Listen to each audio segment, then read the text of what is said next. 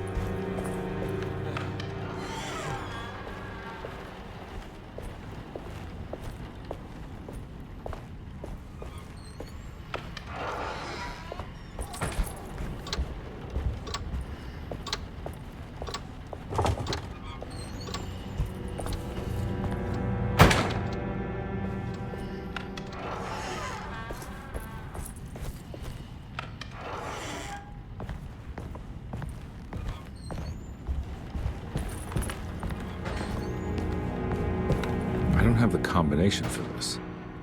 But maybe Jeremy did.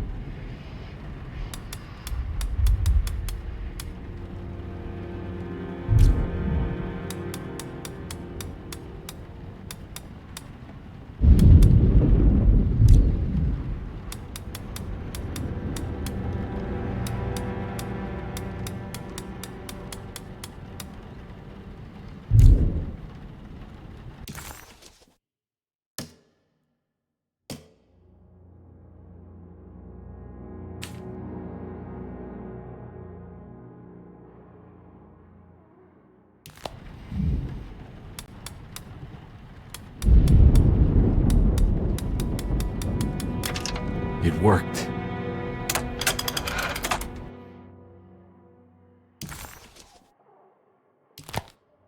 The last guest in the empty room suffered from severe maladaptation. I must write this down, because if I understand the condition sufficiently, it could make me deny this fact at a later date, and there is reason for me to think I may come to suffer the consequences from this dysfunction, as some who came in contact with the guest seemed to adopt a new worldview in which everything was predetermined but broken. Upon accepting this worldview, some memories became unmanageable and later rejected. I do not know what this means. I cannot even remember the fate of the guest. I think they were simply misplaced one day and forgotten. Just like all documents pertaining to this guest, they have all been destroyed, or they never existed in the first place. Who wrote this? There has never been a guest in the empty room.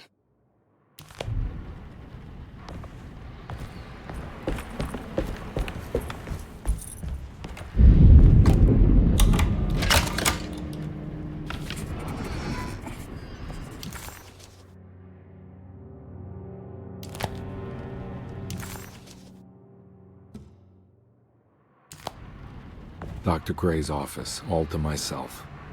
Let's see if we can figure this guy out. I have finished tidying up Miss Beauregard's belongings. I will leave it to you to contact her agent and have them collect her things. I found one of Grace's drawings she might want back, along with this key in her room, which I believe you've been looking for, Mrs. Thompson.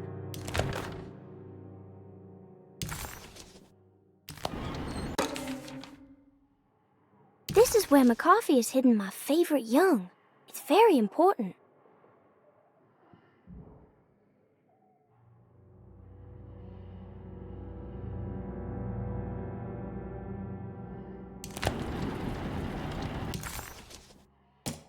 This is where McCarthy has hidden my favorite young. It's very important.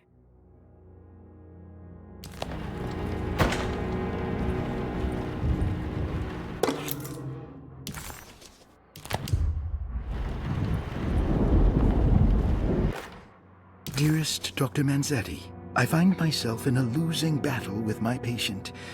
As I've disclosed in my previous letter, his delusions have him completely captured. It's bad enough that he is torturing himself with paranoia, but his madness turns out to be quite persuasive to others, effectively laying the ground for mass delusion. I am writing to you in hope that you can give me some guidance. Beyond my ambition to avoid devastating surgery on my patient, I have grown worried about my own defenses. The words of my patient are deranged, yet they often resonate with something primitive within me. I have tried photographing his brain with X-rays. It was surprisingly difficult to get good results. Dark blotches on the plates kept obscuring all details. My patient looked at the bad plates and cried out in terror, telling me the dark areas was the shadow of the worm, eating him from inside. I could not see anything out of the ordinary. I hope this is a sign that my mind is not as receptive to the madness as I had feared. After further inquiry, my patient described the shadows inside his mind as some kind of chthonic monstrosity that wants to undermine his sanctuary. This is clearly a reference to a place he calls Teroea, a sort of library or convent that works as a psychological haven. With this imaginary haven threatened by this Chthonian, he has now constructed another, less pleasant hiding spot. Lately, he has been bringing up a metaphor of a steamboat that has run aground, that he feels like he needs to start the engines and reverse, but he is afraid that the hole in the hull would cause the whole ship to sink. I've been watching him turn this metaphor into reality for the last week. He knows it's made up, but he is doubling down, trying to make it a real memory. I feel certain that this is my chance to break through the barriers of his self-deceit.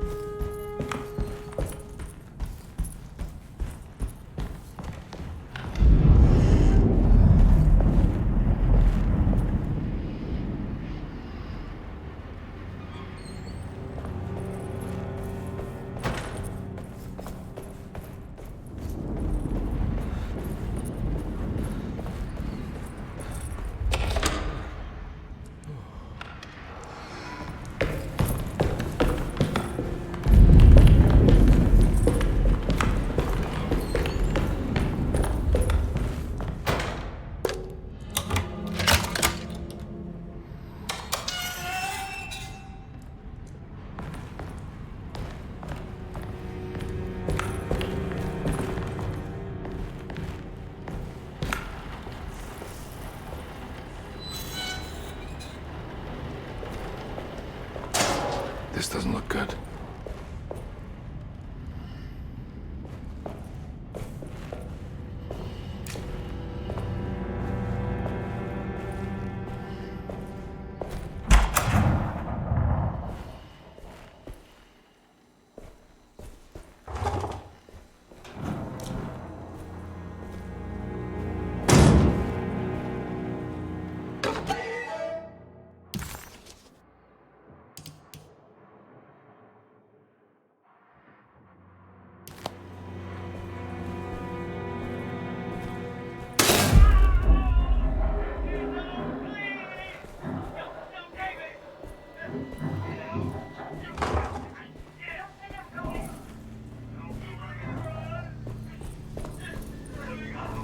I need the key.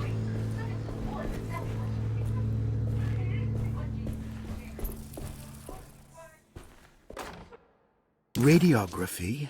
Patient Jeremy Hartwood. Date June 14, 1930. Plates. Jeremy's skull proved difficult to capture properly. Partial radiographs worked best. A complete picture of the brain can be assembled by piecing 3 plates together. Observations. Even when looking at an assembled version, a shadow covers significant parts of Jeremy's brain. Possible tumor, but more likely that the equipment is failing. Jeremy reacted strongly to the pictures and claimed to see a giant clay worm eating and displacing his memories. Notes. While this exercise has left me nowhere closer to an answer, I feel confident that a Burkhardt lobotomy should sever all necessary parts.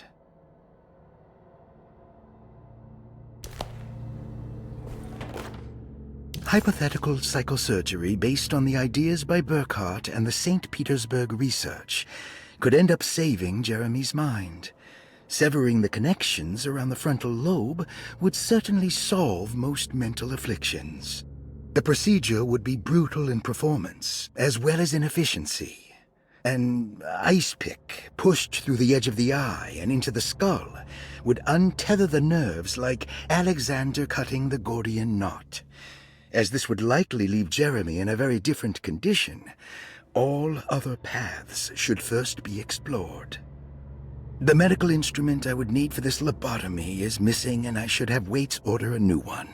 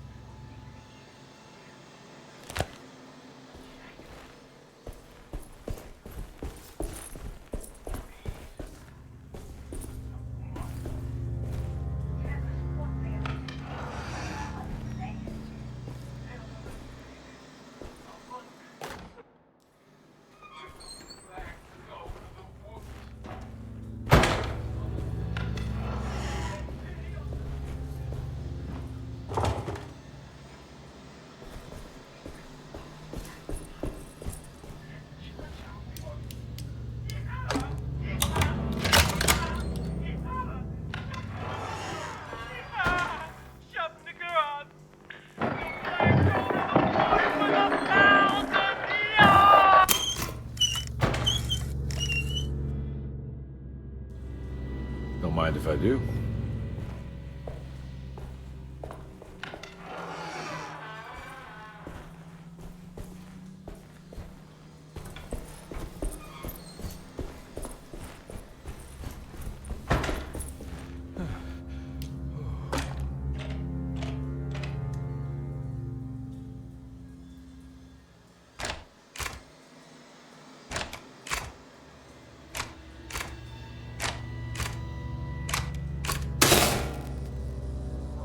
That's better.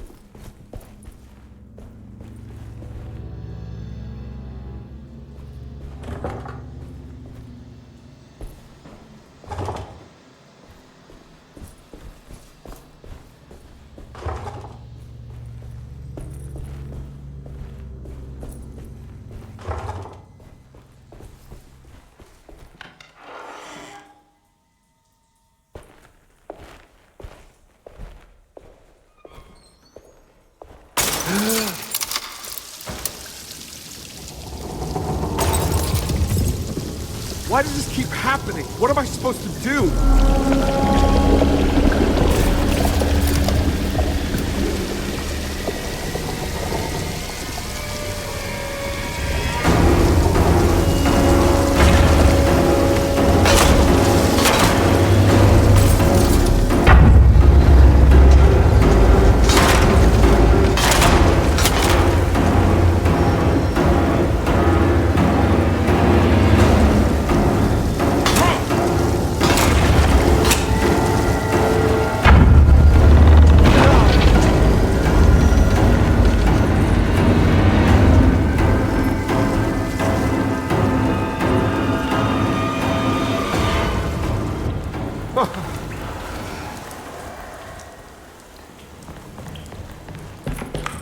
And we're back here. Well, perfect time to have a look around this place.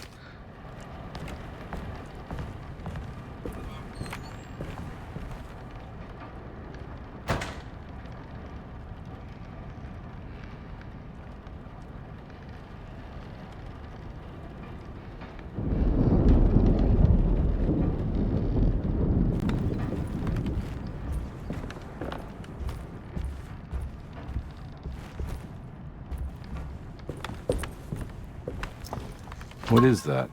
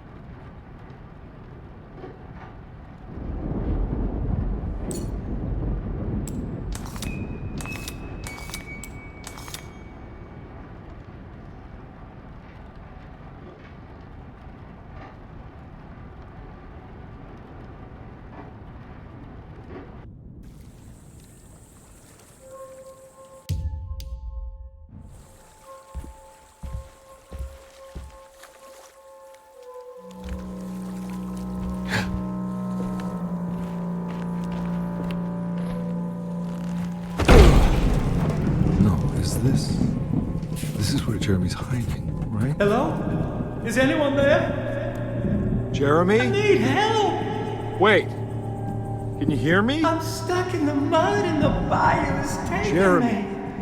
Where are you? The motor is dead. I can't do anything more. Hang on, Jeremy. I'll figure something out. I'll get the boat running. Jeremy was calling out for him.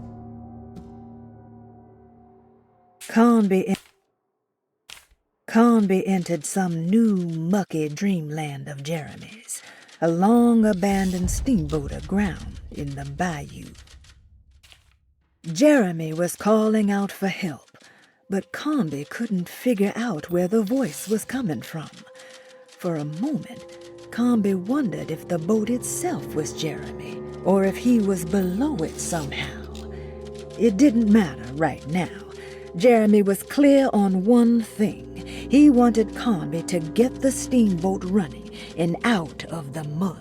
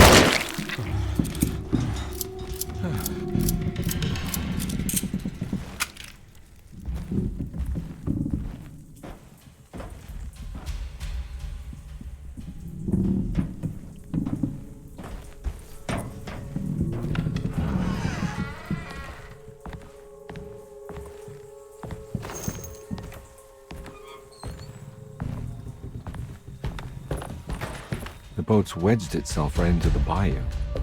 If I get the motor started, I could try reversing back into the river.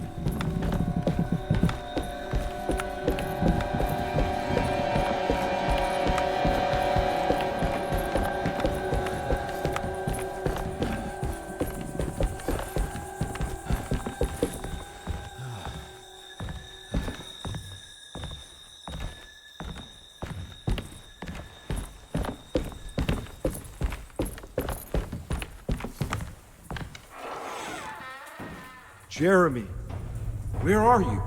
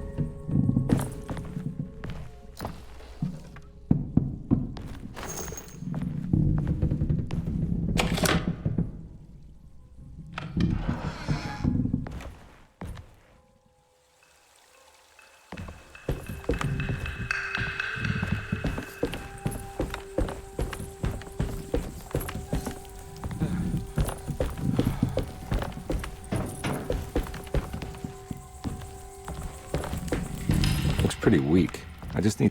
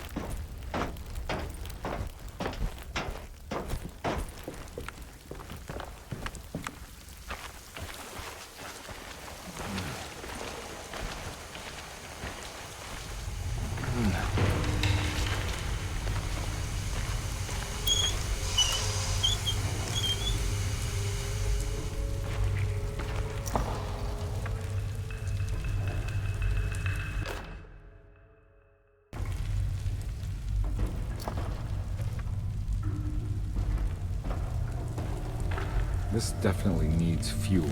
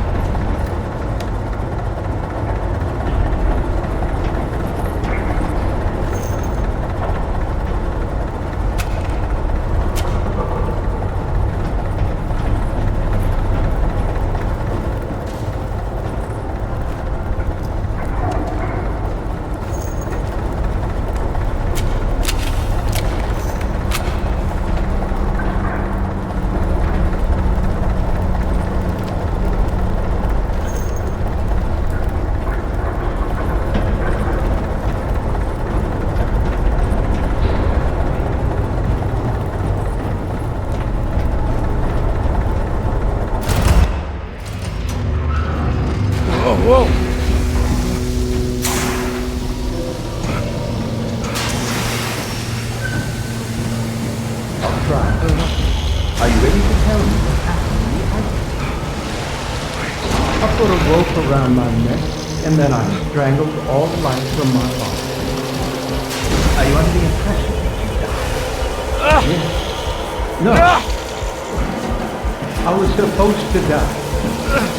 What does that mean? That you were supposed to die. I'm the catalyst. I had to die to make the story happen. What are you referring to, Jeremy? 30 years ago, Frederic needed me to die. You're not making any sense, Jeremy. Find your focus. Hey! I cheated everyone. I didn't play my part. Hey! I escaped Hey! my doom. My destiny. Again, find Hey! your focus. Hey, I'm right here. What the hell is going on? Now everything is wrong. Nothing is in Hey! place. I'm right here! Calm down, Mr. Conby. What do you want? Were you not talking to Jeremy right now? I haven't seen Jeremy all day. Are you all right, Detective? No. Actually, I don't think so. Well, maybe. I'm gonna go look for Jeremy. Good. Let me know if you find him.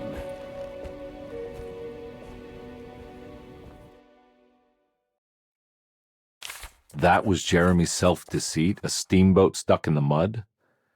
I'm not gonna pretend I understand any of that. What a bunch of psychoanalytic nonsense.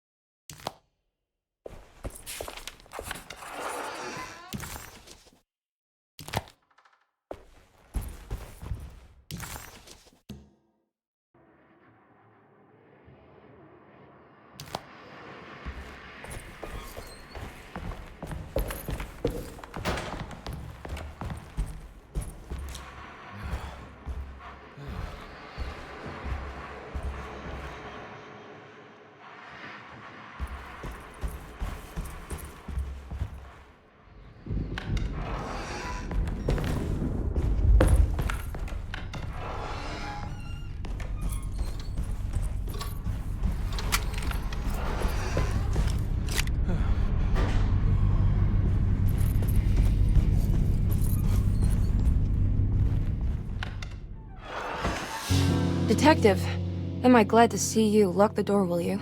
I don't think Dr. Gray would appreciate us snooping around. What's going on here? This feels so strange.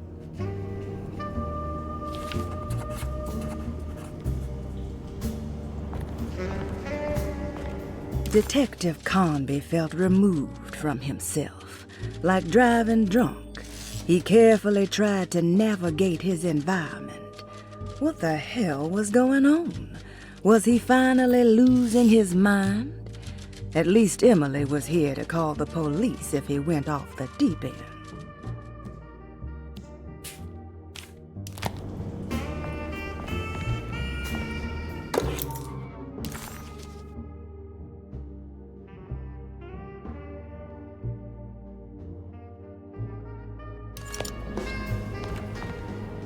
There's a book missing.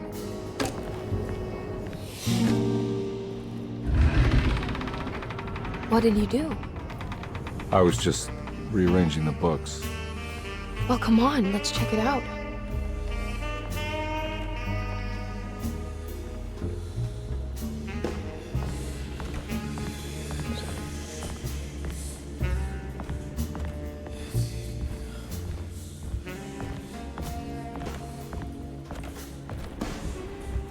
I think I'm beginning to understand.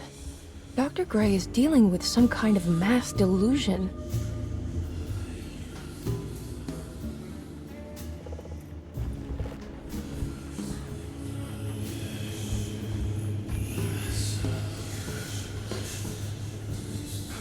What were you saying about mass delusion? Derceto seems to have a deranging effect on people living close by. It has a history of creating cults devoted to some nature goddess. Even the name Derceto refers to the cult existing here before the Civil War. Derceto was the name of an ancient fertility goddess worshipped in Syria. Dr. Gray and his friends, however, seem to prefer the black goat of the woods with 1,000 young, or Shub-Nigroth. And that name can only have come from my uncle's twisted mind.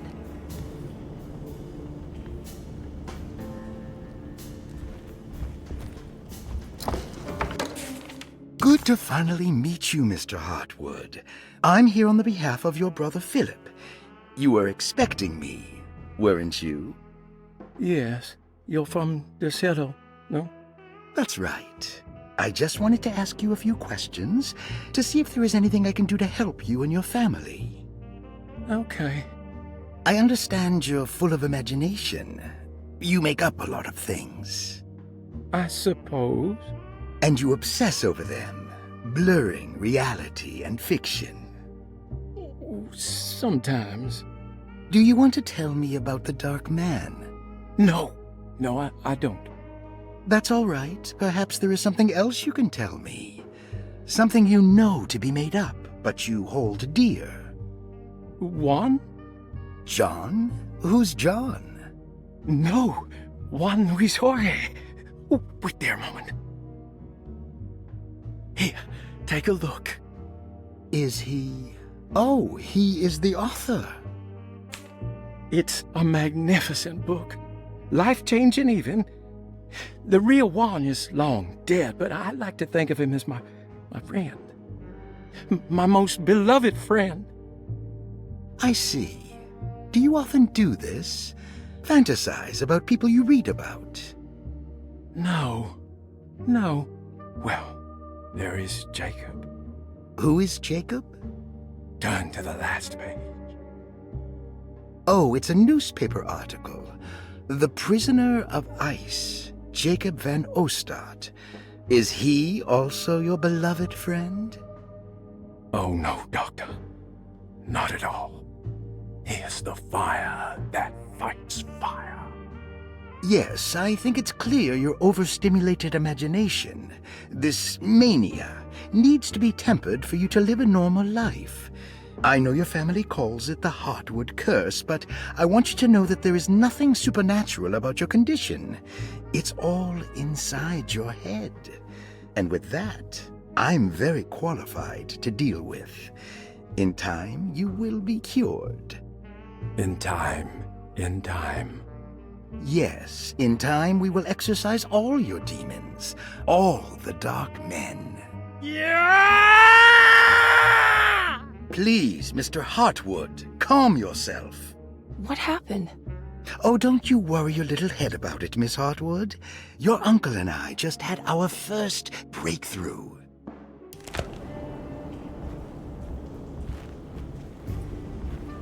You think all of them are in this cult business? Even Jeremy? I'm not sure any of them have a choice at this point. We just need to find a way to stop all of this.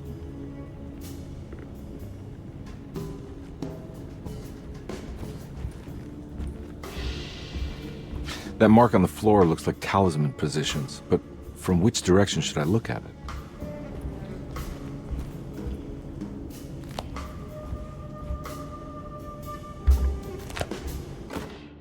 The Snake Dagger, a monograph by Yael Klein. In Ludwig Prin's book on pagan rituals called The Mystery of the Grave, as translated by Nicholas Vachy, there are several references to a sacrificial dagger called the Snake Dagger. It has long been thought of as a poor translation of the original text, that it would be more appropriate with Worm Dagger from the Latin vermis cultrum. This seems natural following the recent consensus that the original title of Prin's book, De Vermis Mysteris, should literally translate to the mystery of the worm. However, this would take away from Vachy's great effort at translating the underlying meaning of the words and revealing several cultural beliefs. While Prin certainly was using the term worm as a symbol or synecdoche for death and the dead, which is made clear by the contents of the book, In the case of the dagger, we shouldn't be too hasty to dismiss his translation. Reading through Vahi's correspondence with his patron, it appears that he had more than just the Latin text at his disposal. Vahi had dug up Prin's living relatives and uncovered several cross-referenced historical texts and an actual snake dagger. The dagger was dated to the early Middle Kingdom of Egypt and had such a clear shape of a wave that Vahi considered calling it the sinusoidal blade. Knowing the full story, it seems prudent that he chose to translate it as snake and not worm. There are several reasons why this choice of word helps us understand the pagans that Prin's book attempts to describe. The symbolic value of the shape becomes more apparent when reading about the use for the dagger. In the passage of possession and exorcism, we find the snake dagger poisons the poisoner within the victim and is therefore pacified. Where the literal text would tell us that the worm dagger trumps the demon possessing the victim, it tells us nothing of their reasoning, only that somehow this dagger wins against the demon, like it had the better hand in poker. Vahi's translation allows us to follow the underlying logic to the ritual magic that is being performed. Poison the poisoner sounds like fighting fire with fire. That to hurt the demon possessing its victim, the priests would have to fight back with a power that is known to the evil they are fighting. The snake dagger is therefore not only a good way to describe its form, but it also helps us understand how it could be thought of as a useful tool for exorcism. Finally, it also helps us understand their relationship to lunacy, that it was thought of as something poisoning the mind rather than controlling it. What is also interesting to note is that the possessed are always considered poisoned in their head and not their heart. The snake dagger always went to the eye of the possessed, leaving them partially blind, if they had the good luck to survive.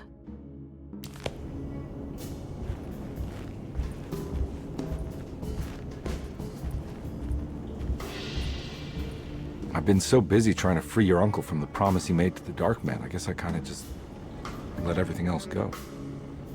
Don't worry, Detective. I feel like we're close. I'm sure Jeremy will turn up. If he is part of the cult, he wouldn't want to miss the Feast of St. John. I just need enough information to make him see the truth. I hope you're right, but I doubt he'll show up. Not as long as the Dark Man's got him hiding.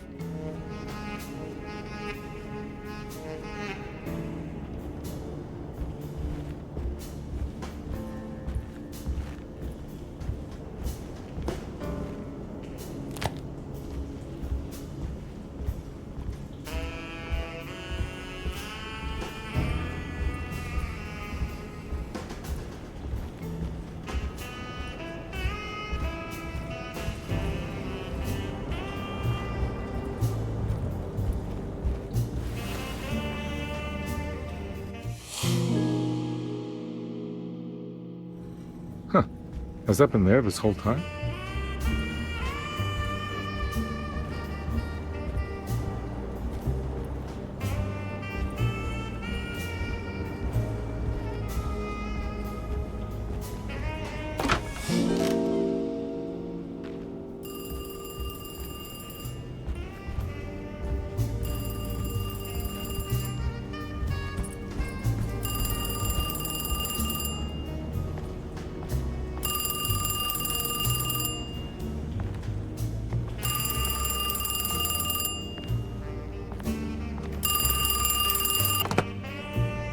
Hello? Detective Carnby? Who is this? Jeremy? Jeremy is with the Dark Man. You can't save him. Well, I've done everything he wanted so far, and there's just one more thing on the list. I expect him to keep his promise and return Jeremy unharmed. Get out, Detective, while you still can.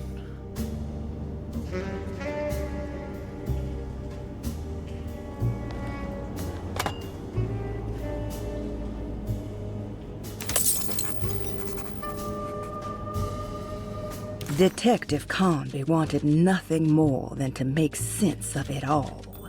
But clearly, that was not in the cards right now.